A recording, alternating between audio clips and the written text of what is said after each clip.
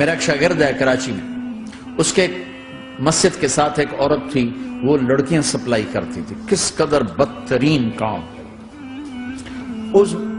اس نے، میرے شاگرد نے اس عورت کے بیٹے سے دوستی لگائی اور اس کو میرے بیان کی کیسٹ دے دی۔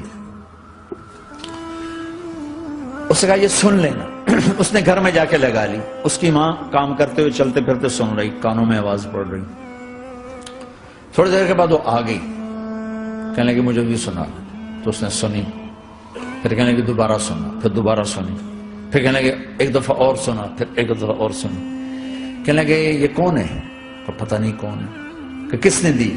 کہ یہ مولوی صاحب جو مسجد کا، اس نے دی۔ تو اس نے بیٹے کو لیا اور مسجد کے دروازے پر آ کے، لوگ تراویح پڑھ کے نکل رہے تھے، انہوں نے کہا میں یہاں کے امام سے ملنا چاہتی ہوں۔ تو آ گیا، امجد نام ہے اس کا۔ کہا مولوی صاحب یہ کیسٹ آپ نے دی ہے؟ کہا جی۔ یہ کون ہے؟ کہ میرا استاد ہے۔ کیا نام ہے؟ طارق جمیل۔ کہ اس نے کہا ہے کہ جتنے بھی گناہ کرو توبہ کرو تو قبول ہو جاتی ہے، تو میری توبہ قبول ہو سکتی ہے؟ تمہیں تو پتہ میں کیا کرتی ہوں۔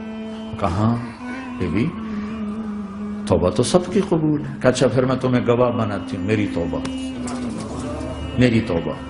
اور اگلے دن مسجد میں آنا شروع کر دی تراویح میں، اور دعا کرے یا اللہ اگر میری توبہ قبول ہے تو مجھے اٹھا لے، اگر میری توبہ قبول ہے تو مجھے اٹھا لے، اگر میری توبہ قبول ہے تو زور زور سے دعا کرتی۔ عورتوں کے اس میں جس طرح عورتیں نماز پڑھتی تھی، 29 کی رات سجدے میں اللہ نے اس کو موت دے دی۔ ساری زندگی لڑکیاں سپلائی کی اور موت آئی رابعہ بصری جیسے۔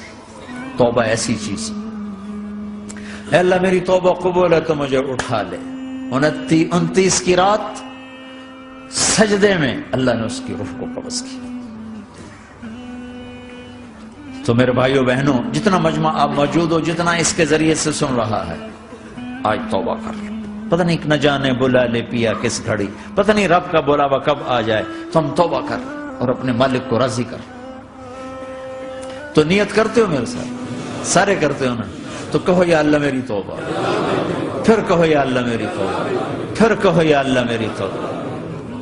اللہ کی قسم اگر دل سے کہا ہے سب معاف۔